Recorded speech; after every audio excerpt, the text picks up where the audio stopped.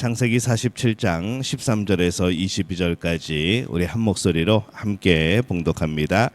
기근이 더욱 심하여 사방에 먹을 것이 없고 애굽 땅과 가나안 땅이 기근으로 황폐하니 요셉이 곡식을 팔아 애굽 땅과 가나안 땅에 있는 돈을 모두 거두어 들이고 그 돈을 바로의 궁으로 가져가니 애굽 땅과 가나안 땅에 돈이 떨어진지라. 애굽 백성이 다 요셉에게 와서 이르되 돈이 떨어졌사오니 우리에게 먹을 거리를 주소서. 어찌 주 앞에서 죽으리이까. 요셉이 이르되 너희의 가축을 내라. 돈이 떨어졌은즉 내가 너희의 가축과 바꾸어 주리라.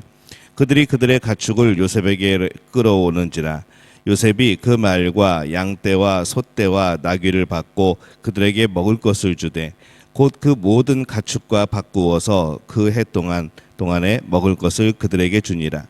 그 해가 다 가고 새해가 되매 무리가 요셉에게 와서 그에게 말하되 우리가 주께 숨기지 아니하나이다. 우리의 돈이 다하였고 우리의 가축대가 주께로 돌아갔사오니 주께 낼 것이 아무것도 남지 아니하고 우리의 몸과 토지뿐이라.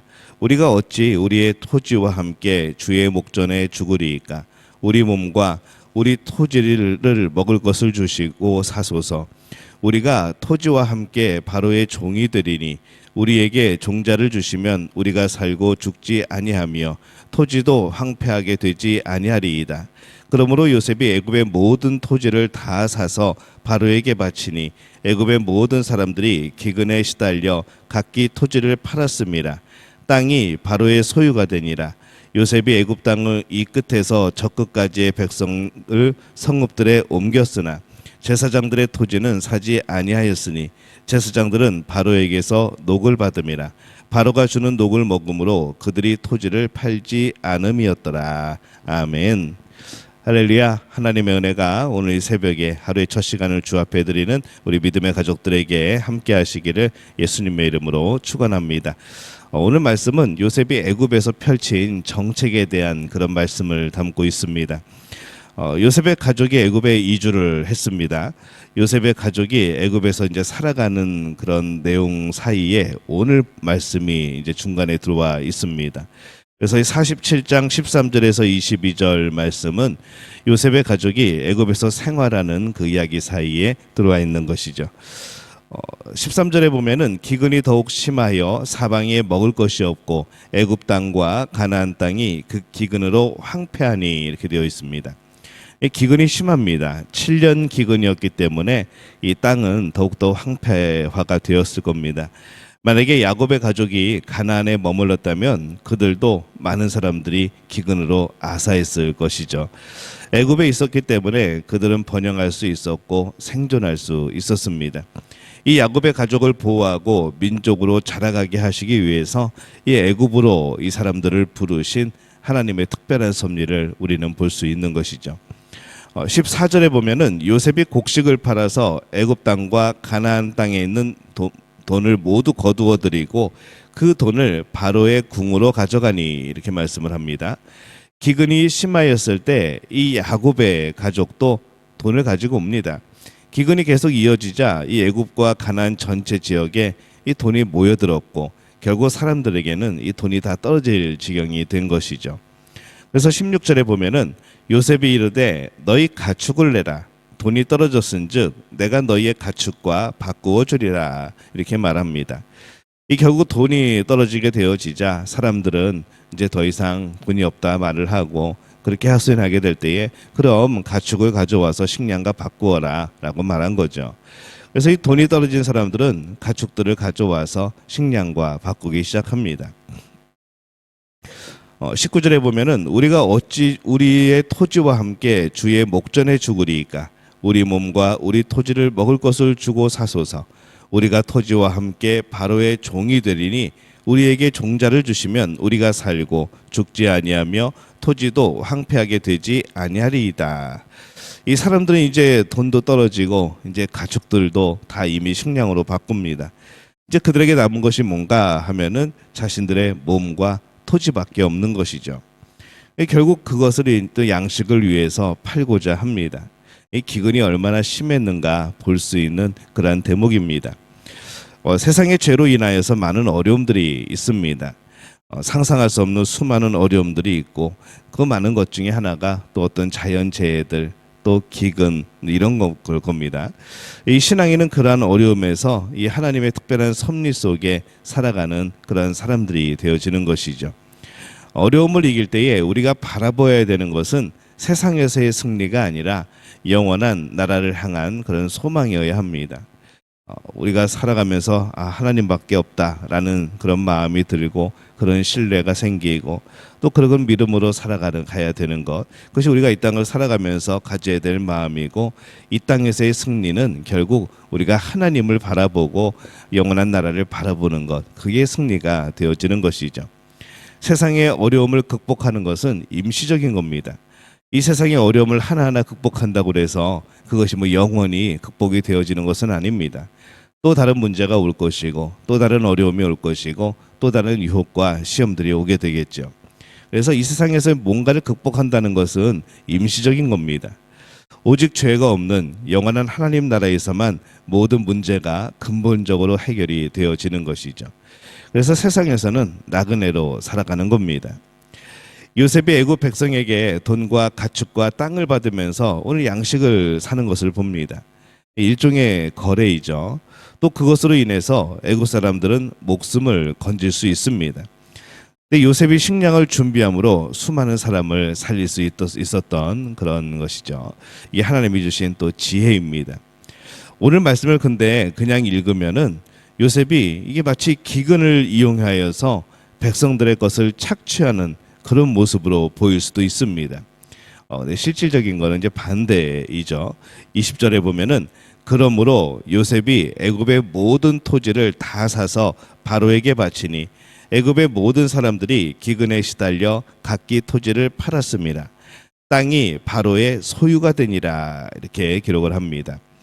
요셉은 토지를 사서 자신의 욕심을 채우고 자신의 배를 불린 것이 아니라 모두 바로에게 돌려버린 것이죠. 그러면 그것이 바로만 부유하게 된 것인가 라고 생각하게 될 때에 그게 아닙니다. 백성에게 큰 유익이 되어지는 겁니다. 토지가 왕의 것이 되면은 백성들은 모두 소장농이 되어지죠. 손해가 되는 것 같지만은 최소한 이 당시에는 그렇지 않았습니다. 그것은 백성에게 매우 유익한 것이죠. 인권이 보장되지 않았던 이 시기에는 일반 지주보다 왕이 훨씬 더 관대한 지주가 된 겁니다. 일반 지주들이 착취하고 소유하고 억압하고 그럴 바에는 차라리 왕이 소유하는 게 훨씬 더 인간적이고 훨씬 더 이 토지를 운영하는 이들에게는, 훨씬 농사짓는 이들에게는 그것이 훨씬 더 좋았던 것이죠. 땅이 왕의 소유가 됨으로 인해서 부의 재분배가 이루어지게 되었고 또 지주들의 횡포를 막을 수 있었던 이제 그런 토지개혁과 같은 일들이 벌어지게 된 겁니다. 이후에 400년 후에도 이때의 토지법이 지속될 정도로 실제적이고 굉장히 효과적이었던 것이죠. 이 요셉은 하나님의 계시 또 지혜로 이 기근을 대처를 합니다. 그런데 그것을 자신을 위해 사용하지 않고 백성을 위해 사용하는 거죠. 이 기근이라는 것은 지극히 어려운 일입니다. 결국 애국과 백성들은 더욱더 이 기근을 통하여서 유익하게 되어지는, 이 하나님의 놀라운 역사가 하나님의 사람으로 인하여 그렇게 유익하게 되어지는 놀라운 역사를 행하신 겁니다. 그것이 영생으로 이어지지는 못했습니다. 하지만은 야곱의 가족은 그 안에서 그 애굽 사람들과 다르게 영생을 소유한 사람들이기 때문에 간접적으로는 그들의 삶은 이제 영생으로 이어지는 그런 소망을 갖게 된 것이죠. 또 애굽 백성에게도 복의 근원이 되어집니다. 그래서 하나님의 계시로 세상을 부욕케 하는 일을 이 요셉과 그의 가족들이 담당을 하게 되어집니다. 신앙인은 자신의 영생의 길을 가면서도 아직 영생을 모르는, 하나님을 모르는 이 세상을 향해서도 세상에 유익을 끼치는 사람이 될 수 있습니다. 자신도 그런 복된 길을 걸어가고 또 그것이 세상을 향해서도 유익을 끼치게 되어지고, 이게 정말 아름다운 신앙인의 모습이 아니겠습니까? 자신도 영생의 길을 제대로 가지 못하고 자신도 소망이 없고 자신도 온전한 믿음을 가지지 못하고 세상을 향하여서도 어떤 선한 유익함을 끼치지 못하고 그렇게 살아간다고 한다면은 이게 올바른 신앙인이 아니라는 것이죠. 세상 사람들은 저마다의 욕심 때문에 뭐 그렇게 어그러집니다. 그렇게 살아갑니다. 하지만 신앙인은 그 속에서 탐욕이 없는 나그네로서 공정하고 또 순결하게 세상을 도울 수 있고 섬길 수 있어야 하는 것이죠. 세상에 유익을 주기 하여서, 세상에 어떤 하나님의 자녀로서 세상에 어떤 도움을 주기 하여서 우리가 세속화될 필요는 없습니다. 우리가 죄를 지을 필요 없습니다. 신앙인은 하나님을 잘 섬기는 그 자체로 세상에 유익이 되어지는 겁니다. 세상의 리더는 자신의 배를 채우는 욕심이 없어야 잘 리드할 수 있습니다. 대부분의 리더가 돈과 권세와 욕심 때문에 세상은 더욱더 타락하는 것이죠. 그 속에서 나그네 정신을 가진 진정한 신앙인이 돈과 권세에 대한 욕심이 아니라 더 나은 세상과 사람들의 행복을 위해서 부분적으로나마 일조할 수가 있어야 합니다. 요셉의 애굽에서 살아가는 모습을 오늘 봅니다. 그는 하나님의 계시와 또 지혜로 이 애굽의 곡물 담당 최고 관리자로 세워지죠. 이것이 하나님이 얼마나 놀라운 복을 주신 일인지, 또 이것으로 인하여서 이 많은 사람들이 살아남고 또 양식이 끊이지 않고 또 토지가 개혁이 되어지고 한 나라가 부강하게 되어지는 그런 모든 결과들을 가져오게 됩니다. 그것이 비록 이방 나라일지라도 하나님의 자녀로 인하여서 변화되어지는 것, 이것이 우리에게 주신 하나님의 놀라운 복이고 계획이라는 것이죠. 야곱의 가족을 부양하는 결과를 낳습니다. 이스라엘 민족을 낳는 토양이 되어줍니다. 또 애굽에서 사람들의 목숨을 구하고 이 백성들을 또 나라를 유익하게 만드는 이 그런 역할을 감당하게 되어진 것이죠. 우리는 어떠한 모습으로 살아가고 있습니까? 우리도 하나님을 잘 섬기면서 세상에 유익함을 주고 있습니까?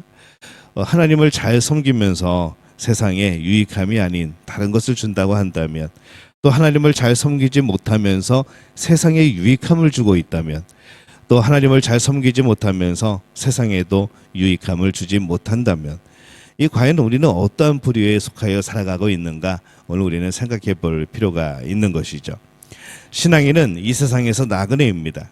그러나 방관자는 아닙니다. 그냥 멀리서 떨어져서 지켜보는 사람은 아니라는 것이죠. 복의 근원이 되는 나그네여야 됩니다. 세상 욕심이 없기 때문에 세상 욕심으로 무너진 세상을 치유하고 도울 수 있는 것이 바로 우리들인 겁니다. 근데 우리 또한 욕심으로 무너져 버리면은 이게 우리를 통하여서 어떤 치유의 역사들이 이루어지겠습니까? 하늘을 가는 나그네, 하나님의 나라를 소망하는 나그네로서 세상에서의 복의 근원이 되기를, 우리 또한 하나님을 온전히 섬겨서 복을 얻고, 또한 그 가운데 우리의 복받음이 우리로 끝나는 것이 아니라 흘러넘치고 또 이웃에게로 흘러갈 수 있기를 오늘 기도하는 우리 믿음의 가족들이 되어지시기를 예수님의 이름으로 축원합니다.